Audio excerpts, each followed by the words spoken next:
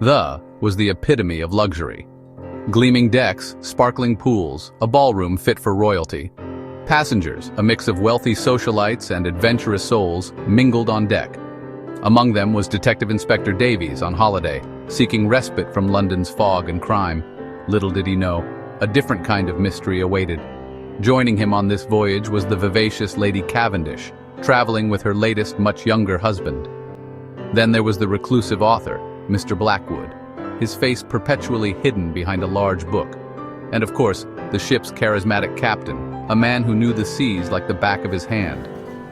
The atmosphere was electric with anticipation. The promise of sun-drenched days and starlit nights filled the air. Laughter echoed through the decks as friendships were forged and romances blossomed. But beneath the surface of gaiety, a sinister current was about to disrupt the tranquility. The first stop was a secluded island in the South Pacific. Turquoise waters lapped at pristine beaches fringed with swaying palm trees. The air was thick with the scent of exotic flowers. Passengers explored hidden coves, snorkeled in coral reefs teeming with life, and sipped cocktails under the shade of coconut palms. Next, they sailed to a bustling port city in Southeast Asia. The air was alive with the aroma of spices and the sounds of street vendors hawking their wares. Passengers explored ancient temples, bartered for souvenirs in vibrant markets, and sampled exotic cuisine. Each destination was more breathtaking than the last, yet an undercurrent of unease began to spread amongst the passengers. Whispers of a stolen necklace, a heated argument overheard after dinner. These were but a prelude to the chilling discovery that awaited them on a moonlit night at sea. The ship sliced through the inky black water, a million stars twinkling above. The gentle rocking of the waves lulled most passengers to sleep, but not Detective Inspector Davies. A shriek, sharp and sudden, jolted him awake. He rushed out into the corridor, his heart pounding. Other passengers, faces etched with fear and confusion, emerged from their cabins. The source of the scream: Lady Cavendish's cabin. The door hung open, revealing a scene of chaos. Lady Cavendish lay sprawled on the floor, her lifeless eyes staring vacantly at the ceiling. A ruby necklace, rumored to be cursed, was missing. The air was thick with the smell of salt water and something else, something metallic, the unmistakable scent of blood.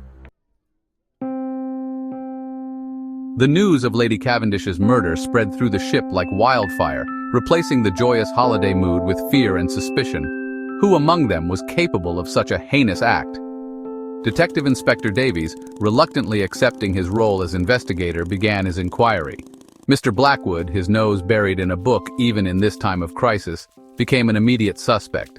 His reclusive nature and sharp tongue painted him as a man with secrets.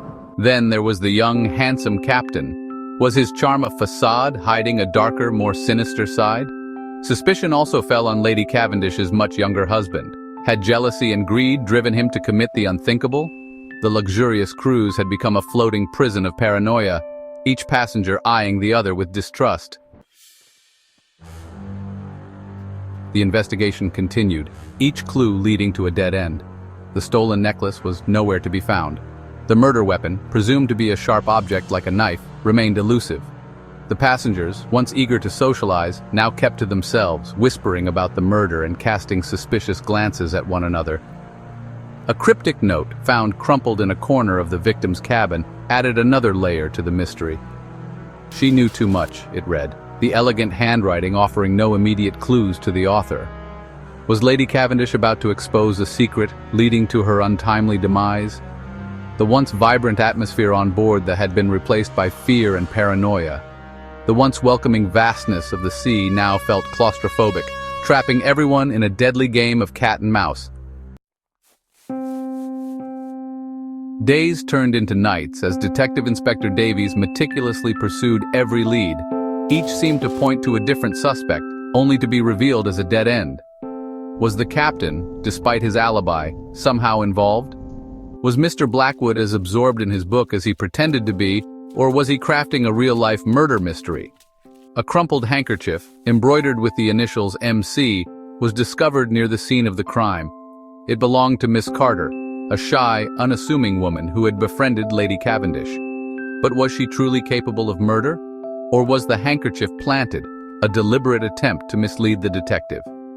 As the continued its journey, the idyllic scenery outside stood in stark contrast to the growing tension on board. The murderer, hiding in plain sight, watched and waited, their secret safe for now. The truth, like the glint of the sun off the ocean waves, was deceptively simple yet easily overlooked. Detective Inspector Davies, his mind sharp as ever despite the tropical heat, called for a meeting of all passengers in the ship's grand ballroom. The air crackled with anticipation and fear. With a dramatic flourish, he revealed the murderer. It was none other than the seemingly harmless, timid Miss Carter. Her motive? Revenge. Lady Cavendish, in a moment of cruelty, had publicly humiliated Miss Carter years ago, leading to the loss of her job and reputation. The crumpled handkerchief, far from being a red herring, was a crucial piece of evidence. Miss Carter, in her haste, had dropped it near the scene of the crime. Her motive, hidden beneath a facade of meekness, was as strong as the ocean currents that carried them all. The revelation of Miss Carter as the murderer sent shockwaves through the remaining passengers. Their initial disbelief gave way to a sense of relief as the truth was finally revealed. The once tense atmosphere on board began to dissipate, replaced by a sense of justice served. Miss Carter, her guilt evident in her downcast eyes, was taken into custody. The stolen ruby necklace was recovered from her cabin, hidden amongst her belongings. The murder weapon, a simple but sharp letter opener, was found discarded overboard, but not before leaving its incriminating mark. The once a stage for a chilling murder mystery could now return to its intended purpose, a vessel of luxury and leisure. The passengers, their faith in justice restored, could finally enjoy the remaining days of their voyage. As the docked back at its home port, Detective Inspector Davies watched the passengers disembark. The shadow of the murder had faded, replaced by the familiar bustle of everyday life. The sea, vast and unknowable, held its secrets close. He had found solace in solving this complex case, a welcome distraction from his own troubles. The experience had reminded him that beneath the veneer of civility, darkness could lurk even in the most unexpected places. They sailed on, ready to embark on a new journey with a fresh set of passengers. The memory of the murder would linger, a reminder that beneath the surface of paradise, danger can lurk. But for now, the sea was calm, the sun was setting, and all was well.